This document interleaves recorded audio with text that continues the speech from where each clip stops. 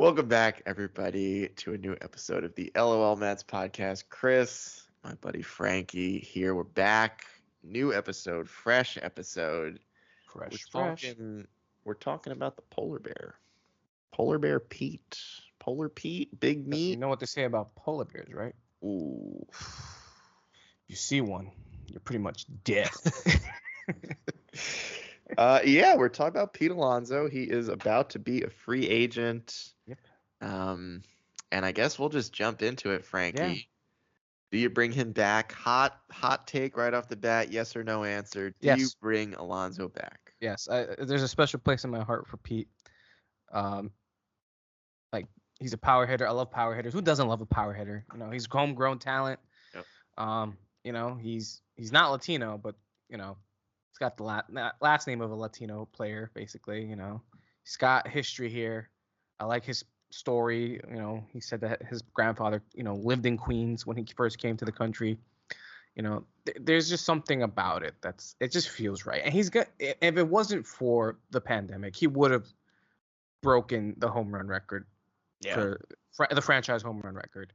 Yeah. He had he not gotten hurt that 1 year where he hit 38 bombs still, probably would have had another 45, 47 home run year. And again, would have gotten closer to smashing all sorts of records. You know, he's on pace to probably touch 400 home runs, if not 5, if he stays healthy, God willing. And I want that on my team. I want that history. I want that type of player who you know, who might not be able to, we might not be able to see these numbers again. You know, I get it. Some of his numbers aren't the best. I see you leaning back and like you're taking it all in and like, I'm ready to tear this a new one. Fuck you. I hate Pete. I know you look. Fuck at people. some point we were Fuck like polar bears. We were like, look, it was almost like James McCann, like McDouble play McCann, and like he would like at some point he was either just striking out or double play, but at least he hustles. It's finally off the books, by the way. Huh? McCann is finally off the books. This is fucking our God, last you're year right. paying him. Jesus Christ. Our payroll is so high just for players not on the team. And Dude. yes, we get it. LOL Mets. This is why we named the podcast. We're taking We are it back reclaiming that. We're reclaiming this that shit. slur. We are reclaiming. Bobby Bonilla, yes, off the books. But listen, there's other players out there who got paid and are getting paid even more than him, and yet we are the ones that get fucking shitted on. Ken Griffey Jr. is still making money. Chris Davis. Orioles Chris Davis has like the next that shit is crazy money. Which, okay, this is a good segue back to Pete Alonso. Yeah. Because I think I just want to say I want him back too. Yeah. I've been back and forth on Alonso a lot this year. Was not his best year, but even Alonso's not best year, because I think there was a point early on where we thought, do we have our Aaron Judge? Like, do we have our guy who's going to hit 50 bombs every year? It's like, no, we don't even have our guy who's going to hit 40 every year. If Lindor didn't miss 2 weeks, I think Lindor probably hits more home runs than Pete Alonso this season, which is not exactly what you want from your power hitter. But he still hit 35 bombs. I almost want to say his playoffs saved the thought of him coming back to the Mets, because I think if he comes up against the Brewers, Devin Williams, first and third, 1 out, down 2-0, and hits into a double play, I think they're like, all right, you're gone, because you're never gonna get over the stink of how the season ended. But he was one of the best Mets hitters in the playoffs. Yeah. He did what we needed him to do. He fucking hit bombs. That's the whole reason you have Pete Alonso, because he's not really that good at anything else except one very specific stat: scooping balls in the dirt. I don't know how he became fucking the best prime defending first baseman. No Gold Glove. No, you don't get a Gold Glove nomination for that. That's like one of the most important things. Allegedly, that it came out, and I told this to Chris when we were watching them smash the Phillies away, eliminating them in the bar. Rip their hearts out. Is that all like the balls in the dirt, he scooped them all up. He was batting 1,000. Yeah. Caught all of them. didn't let any one of those go by. And that's, to me, that sounds like a Gold Glover to me. Yeah, But I and I get it. gotta be honest, I watched a lot of the Mets this year, especially when they started to like come back from the dead. And just on the eye test alone, I was like, he's scooping everything. Like every time I was watching a bad throw, which was not that often, because like Lindor and Iglesias were usually the ones throwing him the ball.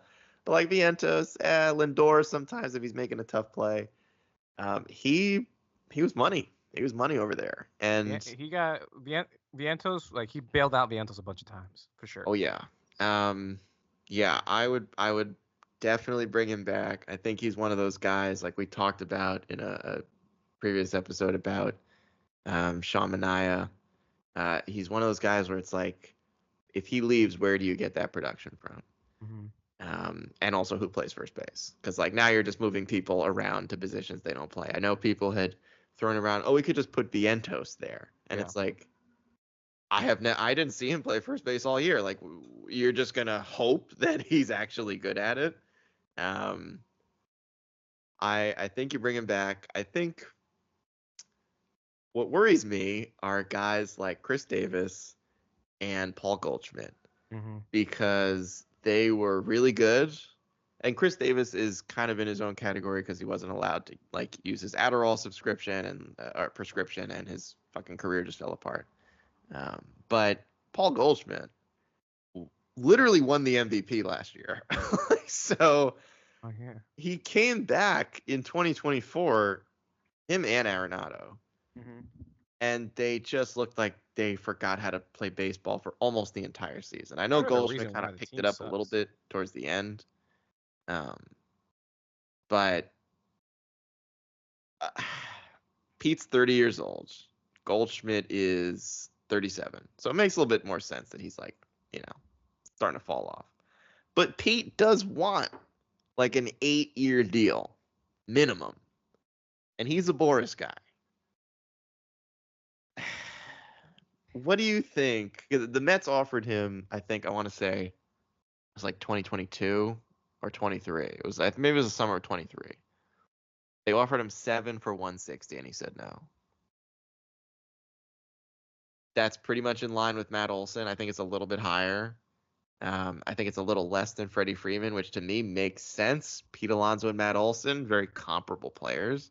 Yeah. Freddie Freeman is better at everything than both of them. Mm-hmm. I mean, Freddie's not going to hit 50 home runs, but he's just a better overall hitter than those two. Right. Pete said no. Sounds like there was no countering. Somewhere during that timeline, Pete hired Scott Boras. So, what do you think a Pete Alonso contract looks like now? If the Mets are bringing him back, Mm-hmm. they go to the negotiating table. They say, "Here's what our first offer is." What do you think that looks like? So my personal offer would be, at some point it was gonna be, should have been probably 5 to 6 years, 180 to 200. That Mm, was the range for me. 200 to get it done for mhm. 5 years, and that's a lot of money. That's the superstar paycheck, and I love Pete. I do not think he's a superstar. Yeah. I think his name probably precedes him because if you start looking at his numbers, they are getting worse. Um, that's a very generous contract. Yeah. Just because I guess the biases. I think he get. I think they go back with kind of similar offer. They'll give him 6 years with a seventh option. Mm, For like 170. They'll bump player him up. option. So Oh, Alonso gets to decide. yeah. Do you think actually this is a good question now. Now I'm curious. Do you think he's another opt out guy? Do you think he's like a 2 years, or like let's say 7 years with an opt out after 3? Yeah, to bet on himself, so get more money. Yeah, probably. Or Yeah. just to, or if anything, just to like renegotiate the contract. It doesn't have to Right. technically be Stays with an the opt out. Mets, but yeah. Like, or like, I don't want to opt out, but can we just renegotiate? Or I do opt out. There's Right. instances that's happened. Can't remember off the top of my head, but like, Yeah. it's negotiation first, opt out second. I mean, most recently, actually, it's funny that this came up again, but Edwin Diaz did sign a deal where I think it was 5 years total, opt out after 3. Mm-hmm. Um, he's not going to opt out. He has not been nearly as good as he was when he got that 5-year deal. He's also coming off an injury. I guess if he had a crazy season next year where he had like a 1 ERA and was striking out everybody like he did in 2022, maybe he opts out, but he's getting paid like $20 million. Closers don't make that kind of money. No, I wouldn't So opt out. I think Diaz is skipping that little opt out. But with Pete, If he gets better or like stays consistent with the age, even then you don't want to opt out in your 33 age season, age 33 season. It's getting risky at that point. Unless you truly want to bet on yourself, to go make a couple more million elsewhere where it's not your teammates and it's not the team that you grew up with. His whole life is the Mets. Drafted by the Mets, developed by the Mets, like all the people that work at the stadiums, all the people that work behind the scenes, like his coaches, his teammates. I'm more inclined to give him good money because there is more upside. Obviously, like you said, this was his worst year, and he technically was healthy. He was pretty much healthy, unless there's something lingering that we don't know about. He played every game, which again, we talked about the pitchers, but like that's really valuable in baseball. Most guys do not play every single game of the season. So there you go. That's valuable. He's our first baseman. He's not going to be a Gold Glove caliber unless he works on something on the off season. Maybe something physically and mentally. And he's not a batting average guy. So not for a batting anybody average that guy. loves batting average, that I think in the last 3 years, just out of curiosity, he's gone. The 2022 he was hitting 271, really really strong season. Next 2 years, 217 in 23 and 240. He's not a batting average guy. So no, I don't care about that. I just need him to hit the bombs and drive guys in. The problem too with us is like we and that's why I like Carlos Mendoza, is like we couldn't find a place for him in the lineup.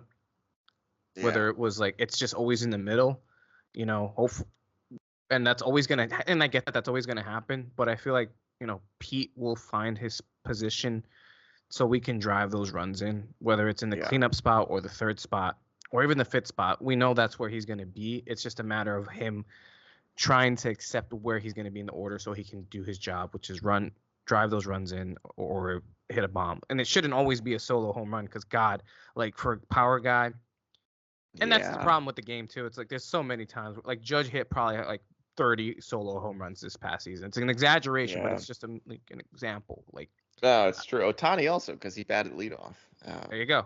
I do want to say with Pete, I'm looking at his numbers now over the last few years. I don't know how much this is going to affect him because teams do start to look into a little bit more of like the long term, like what are the risks now, maybe than they used to, where everybody and the was numbers. getting They look at the 10-year numbers deals. for sure.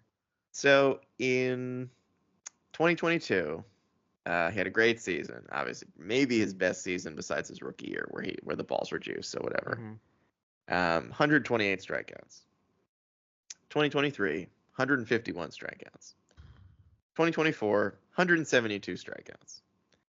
He has swung and missed a lot more. I think if any fans were watching fairly consistently, you saw two things this year from Pete. He hit a lot of home runs when it didn't matter. And he swung at low and away sliders so much that you're like, you are not watching video in between games or something. Like, what's going on? They're literally pitching you the same way every single at bat.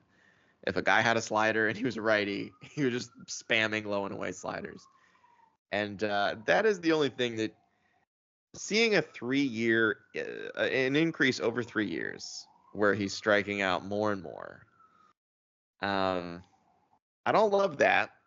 I don't love that. He's still young. He's only going to be 30 next year. So like realistically, you're getting maybe 3 or 4 like strong prime years out of Alonso. But he can get 8. I don't give him 8. If he wants 8, I may have to just walk away. Well, so my offer was 8 years, $200 million. I don't really care Mm-hmm. what configuration you need to do in the contract. Maybe the first 3 years you're paying him, I don't know, 35 million a year, and the Mm-hmm. last 5 years you're paying him 20 million, whatever, front Okay. loaded. Okay. You know, I see. I don't Yeah, I know, see. or even like backload. Let's say, because Stearns is a smart guy, and we know Cohen would probably commit murder to get Juan Soto on the team. So let's say you have to get creative. Yeah. You want to backload Pete Alonso's deal so that you can get Soto or Corbin Burns or some like other guy that's going to cost a lot of money. Mm-hmm. I feel like to me that's my limit. 8 years, 200. It's 25 million a year if you're just doing a straight deal. I think I'd be okay, kind of just mixing it up. I don't know, maybe you front load it, maybe you back load it. Mm-hmm. Um, but that I think years wise, I'm okay going to 8 if the AAV is lower. Otherwise, I'm also okay going like 5 years, 150, and being like, hey man, we'll cash you out for the next 5 seasons. Yeah, But that's like, what I want him. Ideally what I want to do is yeah, like I would give him 5 years, 180, 170. you'd go high, but then after 5, you're like, don't be surprised when like we're We not only that give you interested like a anymore. qualifying offer or whatever. Yeah, 1 year contract or Yeah, something. we'll just keep renewing you after 1 year. Do you think Pete, even with a guy like Boris, because like we've seen recently players either straight up just like insult Scott Boris, like say that he ruined their free agency, or like Nick Castellanos, even though this is irrelevant because he's not going to be a free agent, fired Scott Boris. Mm-hmm. So we're sort of seeing the start of like Francisco Alvarez left Boris for Bad Bunny's Mm-hmm. sports agency. So we're seeing guys like Scott Boris is not the be all end all that he was when we were kids. Um, do you think there's a chance Pete, kind of like Brandon Nimmo, um, basically tells Scott Boras, "This is where I want to be. Mm-hmm. Get it done. Yeah. Call me when you have the deal. Like, Hopefully. just tell me where to sign."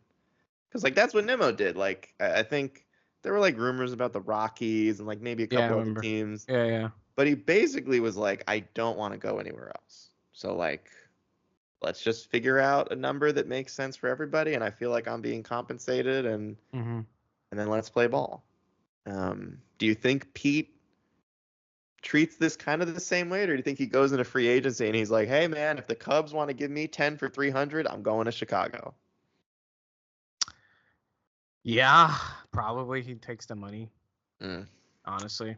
Because Boris gets in these guys' ears too, man. Yeah, of course. That's what I'm saying.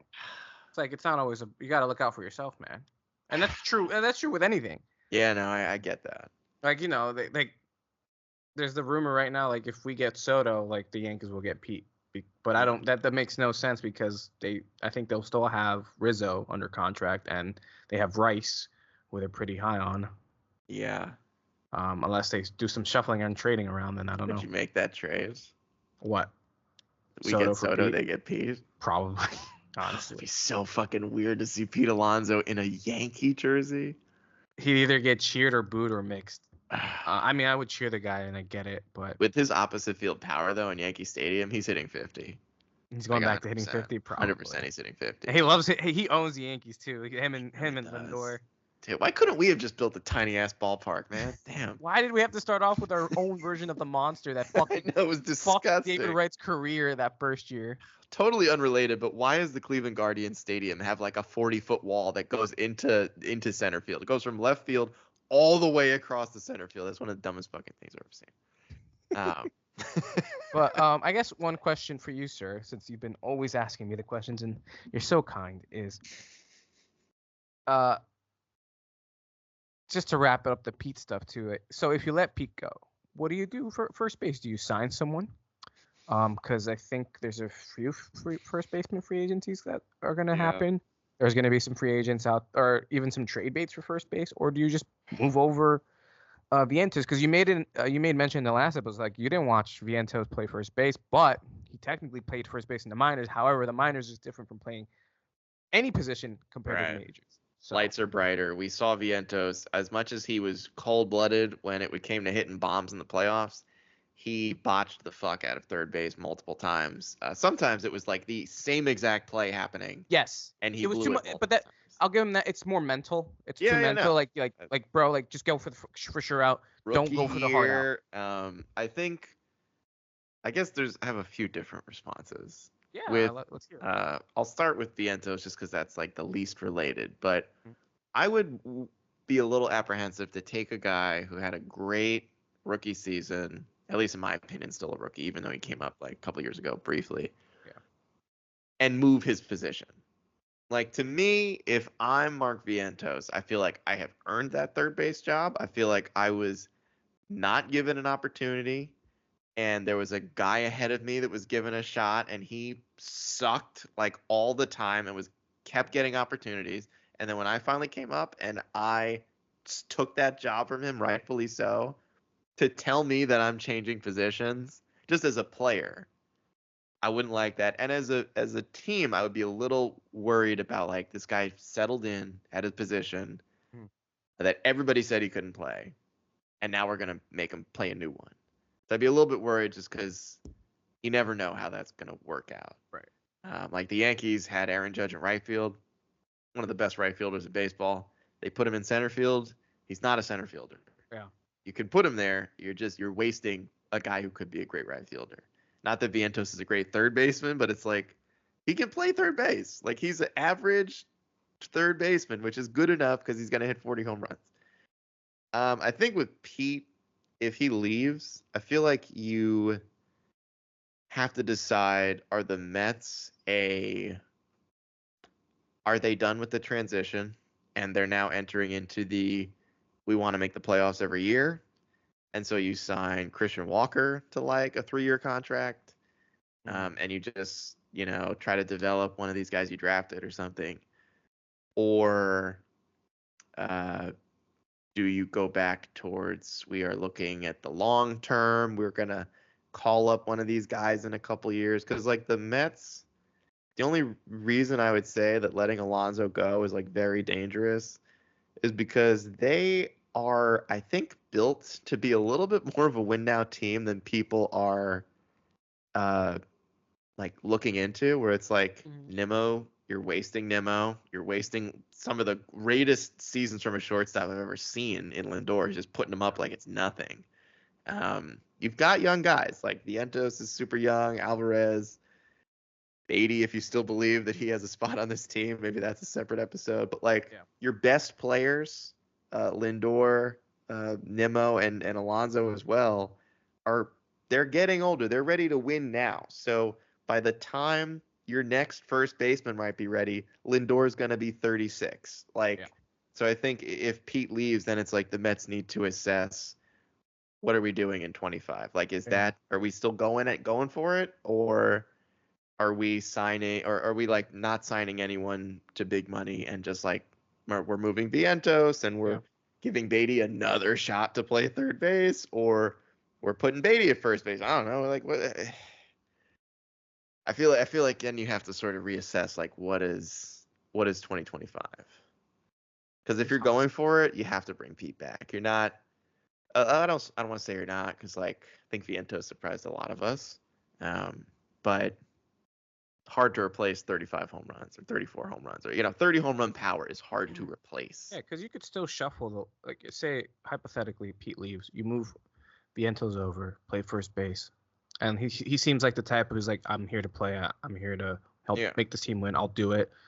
You put maybe a Jet Williams at third or Acuna at third, Right. um, Yeah. because he's a smooth infielder. I don't think.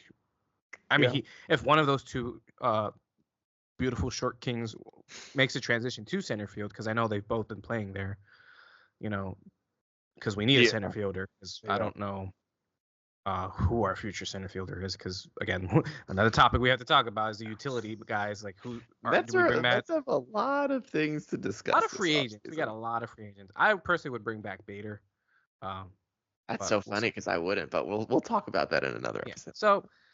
So you answered the question pretty much, I guess. So overall, Yeah. like but like I guess one question, like with the available free agents, you got Reese Hoskins, you got Christian Walker, you got Right. Rizzo, you got even Goldschmidt, former MVP. If we lose Pete, Would you sign any of those guys? I'm not gonna lie. Well, first of all, it's always fuck Reese Hoskins. Fuck Okay. Reese Hoskins is a little fucking bitch, and that's why Yep. we owned him. We knocked them out of the playoffs. We embarrassed them in front of all their fans. We ripped their Yep. hearts out. He also went hitless in that series. Just want to point that out. He didn't get a single fucking hit off us because he's a fraud. I can't perfect karma. We got the last lap. Fuck you, Reese Hoskins. Yeah, Sorry. fuck Reese Hoskins. I would be lying if I said Paul Goldschmidt didn't interest me like a tiny bit. I thought about signing him to DH and replace JD Martinez, but I feel like we're just signing the same player again. I know, dude. I'm always torn between like, do you want the DH to be a spot to give guys a day off, like a half day off, like a Lindor, like a Nimmo, or do you actually want a DH? Like JD Martinez, who literally is either DHing or he's not playing. Like there's you can't put him in left field, you can't put him in first base. He's either Those in the days are lineup gone. or he's They're not. done. Yeah. Yeah, and so I think like I'm a little apprehensive to bring in someone who potentially is only going to be a DH, but I don't think that's Paul Goldschmidt. I think Goldschmidt is still probably good in the field for another year, maybe. He's 37, so like he's getting up there. And like you said, it could be JD Martinez 2.0, or maybe he's good for a couple months and then he becomes unplayable. I guess if you let Pete go, because I do think this is very much the Mets let Pete go. The Mets have more than enough money to sign multiple big free agents. They got $180 million coming off the books. So it's very much going to be their decision if Pete leaves. Yeah. If that does happen, I think you probably pivot to a big name like a Juan Soto, Corbin Burns, and then I guess you go small at first base with like a Paul Goldschmidt for 2 years, and then hope that one of the guys you drafted in the last couple of years, because Stearns did draft a bunch of like high on base, like first baseman types. You hope that maybe one of them comes through. Maybe Ryan Clifford makes a transition to first base. 100% he will be a first baseman. Like I either that or a DH. I don't think there's any chance he plays any position in the outfield. That's the only guy, but I think like that's a future episode of like when it comes to where the Mets can save some money, it's with trades. And they have a lot of guys in the farm system now that play the same positions? You can't, like the Orioles with all these fucking white outfielders, you can't keep all of them. Infielders. Right, like you have to trade these guys eventually. There's only 9 guys that could be on the diamond at once. Yeah. So the Mets are definitely going to be in a position where it's like, if Pete leaves, I will say, I think the Mets probably look at a trade. Because we have a lot of position players. We got Ronnie Mauricio. Got a lot of guys, yeah. Beatty. That might entice somebody. They definitely have a lot of guys who like maybe they haven't hit big yet, but they still have decent track records, and like I think teams would still be interested. Yeah, but if Pete leaves, I think the hardest part would be like you're not gonna be able to replicate the production. Yeah. Brett Beatty's not a home run hitter. Even if you get a major league capable Brett Beatty, he's not hitting 30 home runs. He's not hitting 35 home runs. Like that's just his swing's just not designed to. Yeah, he's a line drive. Yeah, and he doesn't have that like just raw power that Alonso has. Like Vientos, where it's like he hits the ball and you're like, oh, that's holy shit, that's going out. Are you serious? Dude, like, that last home run he hit in the playoffs, bro went down and got it. Scooped it off the ground like Vlad Guerrero, like, and he hit it to dead center. That's just not human. That's not normal. That's not normal. You're not replacing that with somebody else. 400 million's the final offer. 400 million. Okay. My question to you before we end this again. Vlad Guerrero Jr. Oh fuck, I forgot about that. Is a free agent after the 2025 season. Do a rental trade? So there is a scenario. I guess there's 2 scenarios. One, Pete Alonso leaves. The Mets plug in Paul Goldschmidt for a year. Wait till Vlad is a free agent. Second option, Pete leaves. The Mets trade for Guerrero because they have a pretty decent farm system. He's a 1 year. Prada. I'm trading Parada. I mean, I don't know how much value he has, but I'll throw him on top if that like sweetens the pot.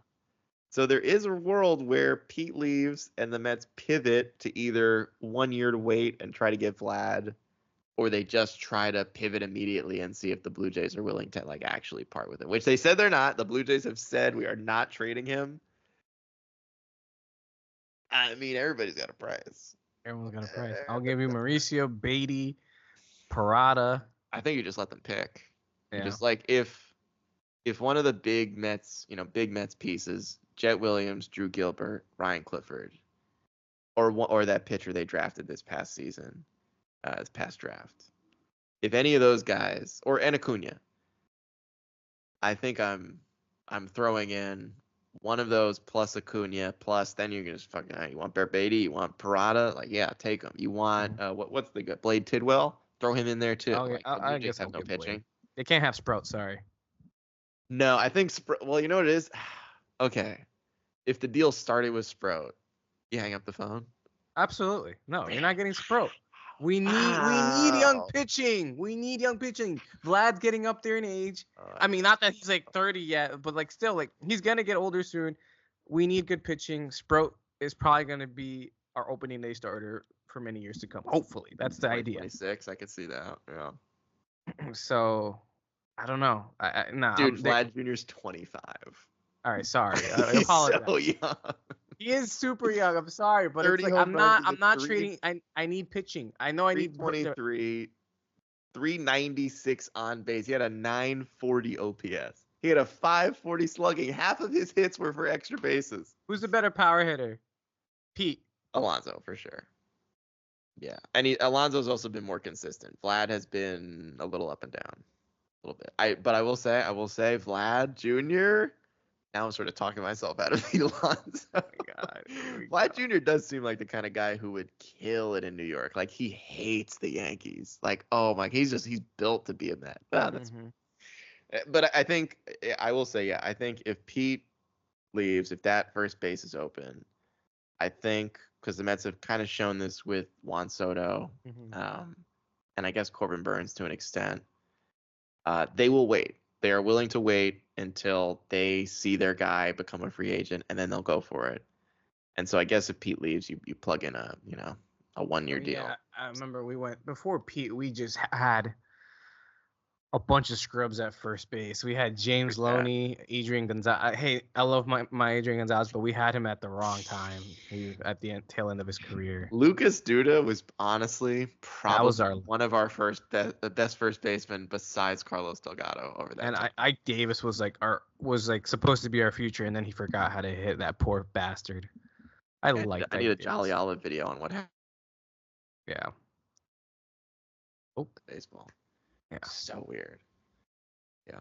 What do you think? If Pete leaves, one of those two scenarios, do the Mets plug in a 1 year and hope for Vlad, or are they just like, all right, we'll just get Christian Walker for 3 years or 4 years? Oh, I wouldn't give him that many years. Fuck that. He's but like, 34. Do they put that money back into first base, or are they like, all right, first base as a whole, let's go get Juan Soto and then we'll figure it out? Yeah, I think you go get Juan Soto, you figure it out, and you just kind of put like quote unquote band-aid or a placeholder. I think like a Paul Goldschmidt, like, look, even in his a terrible season that he had, like he still produced like 20 something home runs, and that's good enough for like a placeholder. Yes. Let's see, he hit 245, awful, 22 home runs, 65 RBIs. So what's his OPS? OPS probably like 8. I mean, it's better than Pete's, I know. Oh, actually, it was pretty bad. Really? It's almost 6, 716. Yeah, this was a career worst for him. A lot of strikeouts. Did he strike out a lot? Yeah. Yes, he did. 173, just as much as Pete did. Wow. On base was bad too, 302. He was like a high average hitter. OPS plus, so he was a below average hitter. That's tough. I mean, look, if we're willing, if it's just a placeholder, then a 1-year deal gets it done because no one's signing him to a multi-year deal. No. It's good. I wouldn't even be surprised if he just said, "Fuck it, I'm done. That's it." Like, I mean, I think JD Martinez is going to retire, so I wouldn't be surprised if Paul Goldschmidt, who I think will probably be sitting around till February, it's probably going to be in another JD Martinez situation where it's like, I don't know, the Dodgers, the Red Sox, somebody that's like, yeah, we could use another bat. Maybe you play against lefties. we get like a super utility man to like also cover first sometimes, and then just move Goldie to the DH for like a day, Yeah. couple games. Yeah. Maybe I would hate to fast track any of the rookies, but if they're doing well, then give them a chance. I feel like that was the problem too with like the last few years, even with Cohen in charge, is like we delayed our rookies from being called up when they were like really hot. But I also get it was about the control and whatever. Right. So I don't know. Hopefully that changes. Like if Ryan Clifford gets off to a hot start, hypothetically, and then we just don't have a good first baseman. Yeah. Struggling, then we can just give him a call. He's the only guy I could see them trying to sell the fan base on, like he's going to take over, because he's also the only guy I've seen with like Pete Alonso type, just like goofy. Yeah, he's putting up the same numbers he did where, in minors. Yeah, he's got 20-something home runs. Yeah, like he's just his swing is built to hit bombs. But he's also one of these, like Pete, he's going to hit 200 and then he'll hit you 35 home runs. Yeah. So just don't expect him to be, getting, he's going to strike out a lot. Yeah. But I think maybe that's also like maybe the Mets are okay turning first base into just like a lot of strikeouts. But we get runs, so it's fine. What if we get Miguel Sano? Gotta leave it laughing, folks. That's a throwback, right? It's not even that much of a throwback long ago. Poor fucker. Dude, didn't he play this season? I don't know. I don't even know where that dude is anymore. That poor bastard. He was like a super prospect at one point. He came back. He like lost a bunch of weight. I'm pretty sure that. He gained it all back. Angels signed him. Back, I think. Oh God. All right. Well. All right. Big Meat Pete. Hopefully he comes back. We're gonna find out soon because free agency starts in a few days. Come back, me. Oh yeah, you're right. He did come back. All right. Come back. Peace. Put it in the books. Put it in the books.